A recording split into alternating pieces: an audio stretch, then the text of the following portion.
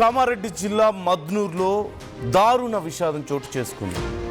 200 ఎకరాల మొక్కజొన్న పంట అగ్నికి ఆహుతైంది. షేఖపూర్ పెద్ద ఏక్లారా గ్రామ శివారులో ఈ ఘటన చోటు చేసుకుంది. గుర్తు తెలియని వ్యక్తులు ఈ పంటకి నిప్పు పెట్టినట్లుగా సమాచారం అందుతోంది. 2 చోట్ల ఒకేసారి పంటకు నిప్పు పెట్టారు దుండగులు.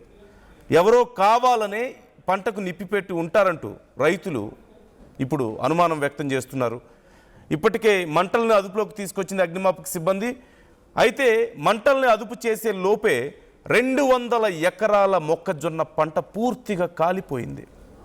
పంట కాలిపోవడంతో రైతులు కన్నీరు మున్నీరు అవుతున్నారు. లక్షల్లో నష్టం వాటిల్లిందంటూ బాధితులు ఆవేదన వ్యక్తం చేస్తున్నారు. ప్రభుత్వం ఆదుకోవాలంటూ కోరుతున్నారు.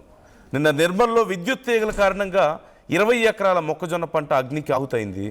ఇప్పుడు ఏకంగా 200 ఎకరాల మొక్కజొన్న పంట ఆహుతైపోయింది.